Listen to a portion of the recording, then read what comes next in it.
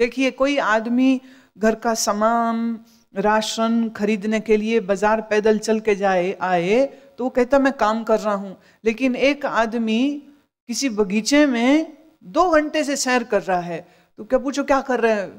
काम कर रहे हो, कोई चल रहे हो, पसीने आ रहे हैं? बोले नहीं नहीं, सैर कर रहा हूं।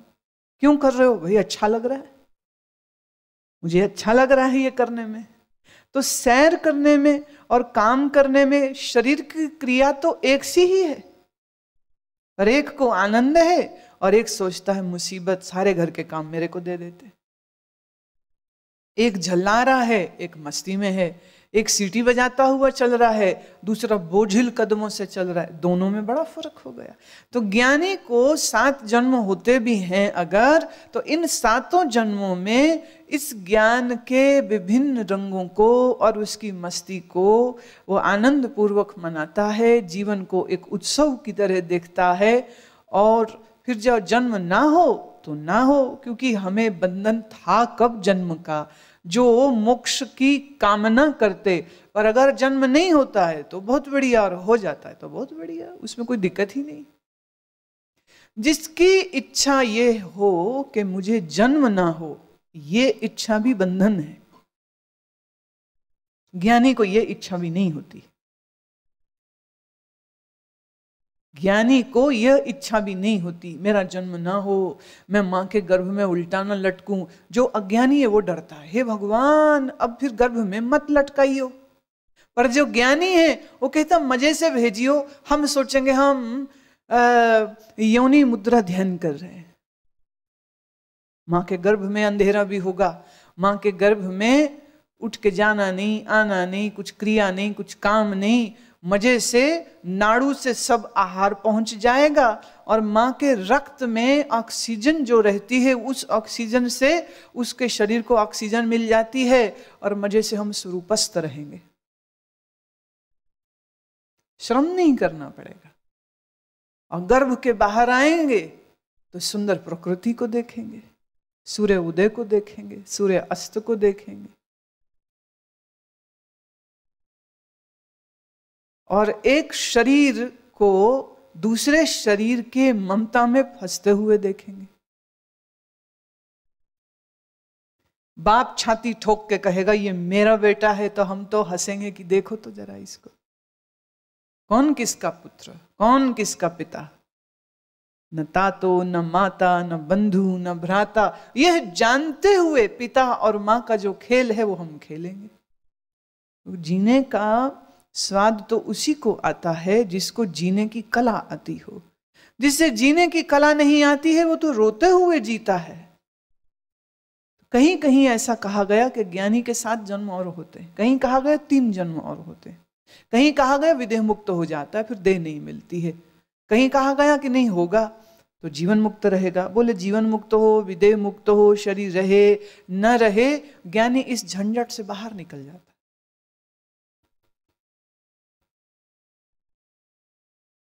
मम योनिर्महद्हरः तस्मिन् गर्भं ददाम्यहं संभवा सर्वभूतानां ततो भवति भारत।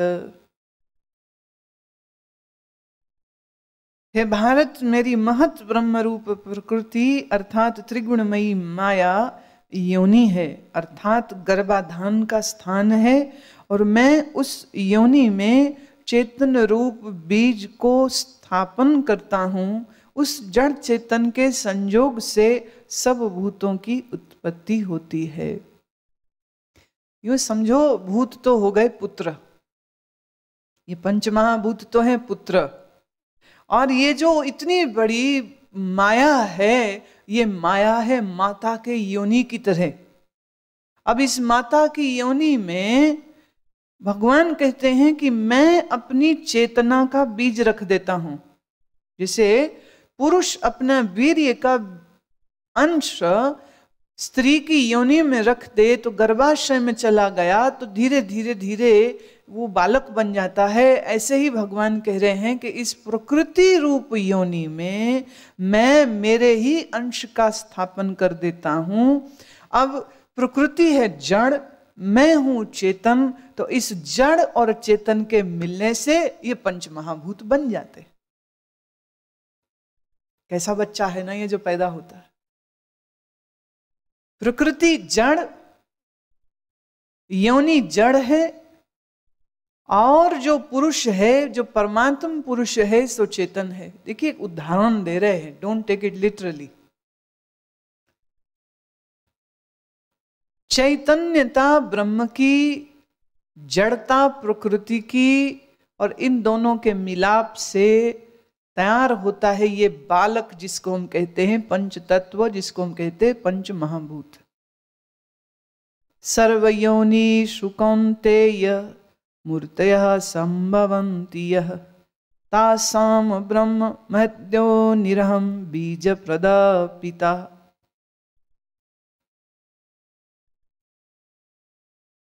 हे अर्जुन, नाना प्रकार की सब योनियों में जितनी मूर्तियां अर्थात शरीर उत्पन्न होते हैं, उन सब की त्रिगुणमयी माया तो गर्भ को धारण करने वाली माता है, और मैं बीज को स्थापन करने वाला पिता हूं। तासाम ब्रह्म महद्योनि अहम बीज प्रद पिता।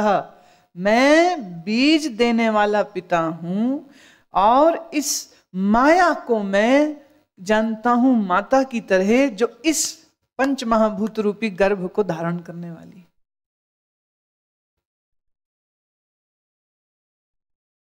तो कबीर साहब का अब पद मैं लेती हूं, जिससे तुम्हें समझ आए कि क्या गीत गाया कबीर ने। कबीर कहते माया महाठगनी हम जानी। देखिए अब इन श्लोकों का विस्तार जो है वो कबीर ने अपने ढंग से दिया है। हिंदू पुराण ब्रह्मा, विष्णु, शिव, तीन देवताओं की उपस्थिति को, उनके स्वरूप को, उनके होने को मानता है, जानता है, पूजता है। कबीर कहते हैं ये माया बहुत बड़ी ठगनी है, महाठगनी है, सबसे बड़ी ठगनी है, और इसने कितने ही लोगों को फांस रखा है। माया महाठगनी हम जानी, निर्गुण फांस लिए डोले, बोले मधुरी बाणी। ये इसने निर्गुण को भी फांस लिया, ब्रह्म को भी फांस लिया। ब्रह्म का बीज स्वयं में धारण करती है ना, तो निर्गुण ब्रह्म को भी उसने फांस लिया अपनी मधुर मधुर बाणी बोल करके। तो केशव के कमला होए बैठी, विष्णु केशव के घर में इसी माया का नाम है लक्ष्मी। ब्रह्मा के घर में माया का ही नाम है ब्रह्माणी, और शिव के यहां ही इसी का नाम हो जाता है शिवानी। ब्रह्मा के ब्रह्माणी, विष्णु के बैठ गई अपना रूप लेकर के, कमला नाम लेकर के। लक्ष्मी का ही एक नाम कमला है, इसलिए विष्णु को कमलापति भी कहते हैं। पंडा के मूर्त हुए बैठी, देवी देवता तो उसने छोड़े नहीं, तो इन पंडितों को भी नहीं छोड़ती। पंडित के यहाँ वो मूर्ति बन के बैठी हुई। देखो ना, सब पंडित मूर्तियों से भ्रमित हुए पड़े, खुद तो भ्रमित हैं ही, पूरे संसार को भ्रमित करते हैं। आओ आओ आओ, ये मूर्ति को देखो, ये मूर्ति ही भगवान है, मूर्ति ही भगवान है, और ये मूर्ति तुम्हें सब कुछ दे सकती है। के पंडित की बुद्धि को भ्रमित किया किसने? मूर्त ने। मूर्त क्या है? माया ही मूर्त बन के बैठ गई। तीर्थ हूं मैं पानी, और सभी तीर्थों में यही माया पानी बन गई है। हरिद्वार में जो जाता है वो कहता है हर हर गंगे, गंगा पवित्र है। वृंदावन जाता है कहता है यमुना पवित्र है। इलाहाबाद जाता है कहते हैं त्रिवेणी पवित्र है। बद्रीनाथ जाता है कहता है अलकनंदा पवित्र है। तो सभी नगरों इलाकों में कोई ना कोई ऐसी नदी होती है जिसको कुछ मनुष्य पवित्र जानते हैं और समझते हैं इसमें स्नान करने से हमारे पाप दूर हो जाएंगे, हमें स्वर्ग मिल जाएगा। बोले ये भी भ्रम माया का ही है। भला जल में स्नान करने से स्वर्ग मिलता है? तीर्थ में वो पानी बन के बहती है, माया तीर्थ में पानी बन के बहती है। काशी के संत रैदास जी ने एक बार खूब खेल खेला था। ऐसा कहते हैं कहानी बड़ी लंबी चौड़ी है, मैं थोड़े से सार में देती हूँ। एक ब्राह्मण कहता है मैं गंगा जा रहा हूँ, कुछ देना है रैदास। मजाक में कर रहा था, पता था रैदास तो गरीबी में रोता हुआ, गरीबी को भोगता हुआ भक्त है, कुछ देना है। बोले हाँ ले लो। तो उन्होंने कहा ये मेरी एक कौड़ी है, ये एक कौड़ी ले जाओ, पर देना तो जो गंगा बाहर निकल के ले, ऐसे ही मत दे देना।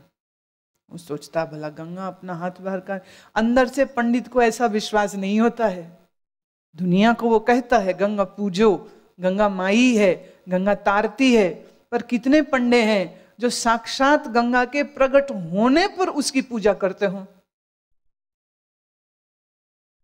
दूध चावल फूल दीपक बहते पानी में डाल देते हैं। रैदास ने कहा तो देना मेरी कौड़ी जो वो हाथ बाहर निकाले। कहानी है, खूबसूरत है। पंडित ने अपना जो कुछ करना था सो किया। जो लौटने लगा तो याद आई, ऐसी लगा खेल खेल में कर दो, क्या फर्क पड़ता है। तो उसने कहा हे गंगा माई, तेरे भक्त रैदास ने ये भेंट भेजी है, पर अगर तू हाथ बाहर निकाले तो दूं, नहीं तो नहीं दूं। कहते हैं कि अंदर से एक हाथ आया और उन्होंने, पंडित तो घबरा गए, उसने कौड़ी दे दी। और फिर गंगा ने कहा कि ये लो 2 कंगन, ये मेरे भक्त को दे देना, ताकि उसको ये निश्चय हो जाए कि मैंने उसकी भेंट को स्वीकार किया। पंडित के मन में आई बेईमानी, वो कितने काहे को मैं दोनों इसको दे देता हूं, एक बेच देता हूं, एक दे दूंगा रैदास को। तो एक उसने सुनारे को बेचा, एक रैदास को दिया। मेकिंग इट शॉर्ट, घूमते घुमाते वो एक कंगन राजा तक पहुंच गया। राजा ने रानी को दे दिया। रानी कहती एक पहन के क्या करूं, दूसरा भी दो। बोले दूसरा कहां से लाऊं? बोले ढूंढो। तो ढूंढते ढूंढते पता लगा कि दूसरा तो रैदास के पास है। तो वहां गए, बोले ये रानी कंगन चाहती है, कंगन चाहती है, कंगन दीजिए। रैदास कहते दूसरा कंगन मेरे पास तो है नहीं, पंडित से ही पूछो कंगन कहां है। पंडा कहता है वो कंगन तो मुझे याद नहीं मैंने कहां रख दिया है। तो रानी जिद करने लगी, कहती अगर रैदास की कौड़ी के लिए वो एक कंगन दे सकती है गंगा, या 2 दे सकती है, तो तीसरा भी दे सकती है। तो रैदास तू फिर से ले, चल गंगा किनारे, फिर से गंगा माई को बोल कौड़ी दे, फिर से उससे कंगन ले। तो रैदास कहते हैं कि मुझे वहां जाने की जरूरत नहीं है। तो जिस बर्तन में कटे हुए जानवरों के चमड़े पड़े थे, उसी चमड़े में खून भरे उस पानी में उन्होंने हाथ मारा और मार के कहते गंगा माई ये तेरी ये भक्ता को एक और दे दे। वो कहते उसी में से निकला। कहानी मैं फिर कह दूं तो उन्होंने उसे दिया। ब्राह्मण को खूब मार पीटी फिर कि तूने बेईमानी क्यों करी। कंगन तू खा गया बेईमानी करके, रैदास की चीज रैदास को नहीं देता है। कौड़ी के बदले कंगन मिला था तो रैदास को देता, तूने बेचा और झूठ बोला। तो प्रसिद्ध हुई ये बात, मन चंगा तो कठौती में भी गंगा। तो गंगा जाने की जरूरत नहीं। बोले हमारे घर के नल में जो जल बह रहा है वो भी गंगा ही है। गंगा क्या है, थोड़ी पुराण की कथा और कह देते। जब विष्णु ने वामन रूप बनाया था और वामन का रूप जब उन्होंने बड़ा किया था, तो पहला पग उन्होंने ब्रह्मलोक में रखा था। तहां ब्रह्मा जी ने कहते उनके चरण को धोया और वो जो जल अपने कमंडल में रखा यही गंगा है, जिसे फिर भगीरथ ने तप करके धरती पर लाए। पुराण की ये कथा। अब ये सिंबॉलिक है, there is a symbol, there is a hidden meaning in that. वामन मने ब्राह्मण, ब्राह्मण मने जो ब्रह्म को प्राप्त है। तो वामन अवतार मतलब संत अवतार। अच्छा, संत के चरण धोए तो गंगा निकली, विष्णु रूप संत के चरण धोए तो गंगा निकली। इसका अर्थ क्या है कि संत के मुख से जो ज्ञान की ये जो वर्षा होती है यही गंगा है। और इस गंगा को धारण कौन करते हैं? कहते महादेव जी अपने सिर में इसको धारण करते हैं और मस्त रहते हैं। तो यहां महादेव कौन है? यह महादेव भी ये ब्रह्मवेता है जो सुने हुए ज्ञान वचनों को अपने मस्तिष्क में धारण करता है। कहते जटाओं में फंसा के रखा हुआ था। तो जो मस्तिष्क की फॉर्मेशन है, जो there is a big network, जाल की तरह ही तो बुना हुआ है वो सारा। तो मस्तिष्क में ज्ञान को जिसने संभाला सो महादेव, और जिस विष्णु रूप ब्राह्मण ने ज्ञान उच्चारण किया सो है गंगा। तो गंगा का संबंध सीधे सीधे ब्रह्म ऋषियों से है, संतों से है, महात्माओं से। अब इस ज्ञान वाली गंगा का स्नान तो करता नहीं है, लेकिन हरिद्वार, उत्तरकाशी, गंगोत्री वहां भागा चला जाता। मैं ये नहीं कहती मत जाओ, जरूर जाओ। सैकड़ों वर्षों से इन स्थानों पर महात्माओं ऋषियों ने अपने तप को किया है, साधनाओं को किया है, तो बहुत अच्छे वातावरण है। पर जब सजीव लिविंग ज्ञान की गंगा मिल रही हो तो फिर ज्ञान की गंगा छोड़ के गंगोत्री नहीं भागना चाहिए।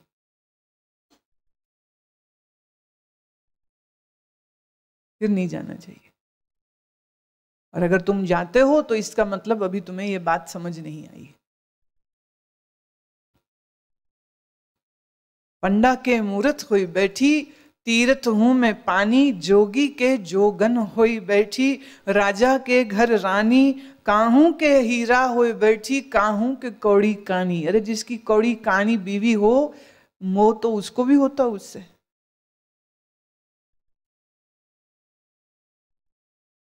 मेरी जानकारी में एक लड़का है, पंजाबी में एक शब्द होता है शुदाई। उसको ज्यादा समझ नहीं है, शरीर उसका ज्यादा ठीक से पल्लवित भी नहीं हुआ, मस्तिष्क उसका ज्यादा ग्रो नहीं कर पाया है, बातचीत में भी हकलाता है, बुद्धि भी कम है।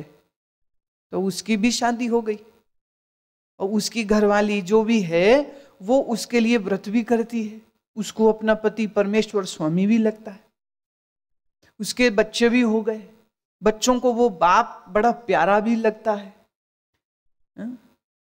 तो कैसा भी शरीर हो, कौड़ा हो, क्या कह रहे, कौड़ी हो, कानी हो, पर जिससे ये जिस पति से ये ब्याही होती है ना औरत, उसको वो मोह में पूरा फंसा लेती है और वो भी पूरा मोह में फंस जाएगा। औरत कैसे फंसाती है भी देखो ना, जिस निखट्टू लड़के को घर से रोज गालियां पड़ती थी, शादी होते ही प्रथम रात्रि में उसकी पत्नी उसके पैरों को छू करके प्रणाम करती है, उसकी धूल सिर में लेती है और कहती आज से तो तुम मेरे स्वामी हो, आज से तो मेरे माँ बाप ने तुम्हारे साथ मुझे बांध दिया है, मैं तो तेरी दासी हूं। है उसको पहले दिन होश आती जिंदगी में, इसीलिए इसके बाद वो ना माँ की सुनेगा, ना बाप की सुनेगा, ना दादे की सुनेगा, ना चाचे की सुनेगा, ना यारों की सुनेगा, किसी की नहीं सुनेगा। बस जो बीवी कह दे सो सत्य वचन। और बीवी को कुछ लंबे चौड़े खेल नहीं खेलने पड़ते, बस 2-4 बार हाथ जोड़ती है, उसके शरीर को संभोग का सुख देती है, खाना पीना उसको खिलाती है, अच्छा खाना पीना देती है, धुले प्रेस किए हुए कपड़े दे देती है, और ये मूर्ख मिट्ठू इसी से खुश हो जाता है।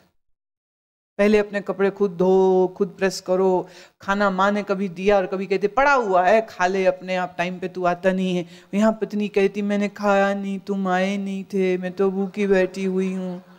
तो वो सोचता अरे वाह मेरे पीछे भूखी बैठी हुई। काहू के हीरा होए बैठी, किसी के यहाँ सुंदरी है उसकी पत्नी तो मन मोहा गया, किसी के काणी है तो वहां भी मन मोहा गया। माया महा ठगनी हम जानी, भक्तन के भक्ति होए बैठी, ब्रह्मा के ब्रह्मानी, कहे कबीर सुनो भाई साधो, ये सब अकथ कहानी। ये प्रकृति देखिए, सांख्य योग वाले उसको प्रकृति कहते हैं, वेदांत वाले उसी को माया कहते हैं, तत्वज्ञानी उसी को अज्ञान कहते हैं। तो माया, अज्ञान, प्रकृति या महामाया, ये सब एक के ही नाम है। और श्री कृष्ण कहते हैं मैं तो हूं पिता और ये प्रकृति है माता, और हम दोनों के संयोग से इन भूतों की रचना, इस सृष्टि की रचना हो जाती। सत्वं रजस्त्वं इति गुणः प्रकृति संभवः निबधन्ति महाबाहो देहे देहिनं व्ययम्। हे अर्जुन, सत्वगुण, रजोगुण, तमोगुण, ऐसे ये प्रकृति से उत्पन्न हुए तीनों गुण इस अविनाशी जीव आत्मा को शरीर में बांधते हैं। तीन गुणों वाली ये जो प्रकृति है, ये प्रकृति ही जो अविनाशी जीवात्मा था उसको बांध लेती है। रजोगुण से चंचलता आती है, तमोगुण से निद्रा, बेहोशी, आलस्य, प्रमाद आता है, रजोगुण से क्रिया, हरकत, चंचलता, चलना फिरना, सोचना, विचार करना, ये सब रजोगुण से होता है।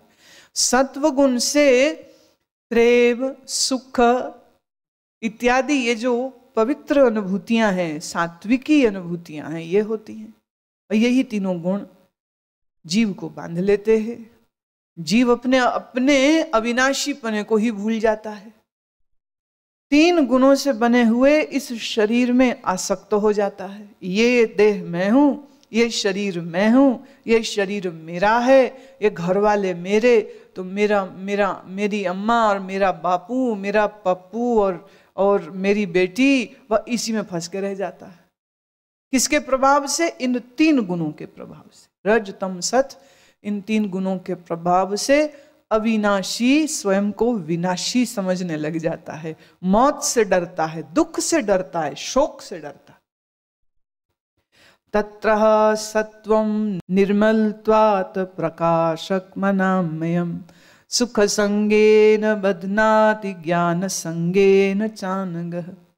हे निष्पाप, उन तीनों गुणों में प्रकाश करने वाला निर्विकार सत्व गुण तो निर्मल होने के कारण सुख की आसक्ति से और ज्ञान की आसक्ति से, अर्थात ज्ञान के अभिमान से बांधता है। अब तीनों गुणों के द्वारा जीव कैसे बंधता है उसका विस्तार श्री कृष्ण बड़े सुंदर ढंग से देंगे। ज्ञान कहां से आया? देखिए, कोई भी ज्ञान हो वो सत्वगुण से ही आता है। अच्छा बोलना, लिखना, कला, चित्रकला, काव्य, ये सब सत्वगुण से है। संसार के समस्त ज्ञान जो हैं वो सत्वता से आते हैं, और जिसके पास ये सत्वता के ज्ञान होते हैं वो अपने इन्हीं ज्ञानों की वजह से अभिमानी हो जाता है। मैं अच्छा पेंटर हूँ, मैं अच्छा गायक हूँ, मैं अच्छा कलाकार हूँ, मैं दार्शनिक हूँ, मैं लिटरेचर पढ़ाता हूँ, मैंने 4 MA की है, मेरे पास 2 PhD हैं, मेरे से ज्यादा अक्लमंद कोई नहीं है। ये ज्ञान तुम्हें बांध देता है।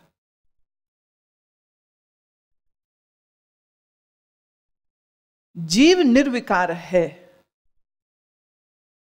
सत्वगुण निर्मल भी है, यह भी सत्य है।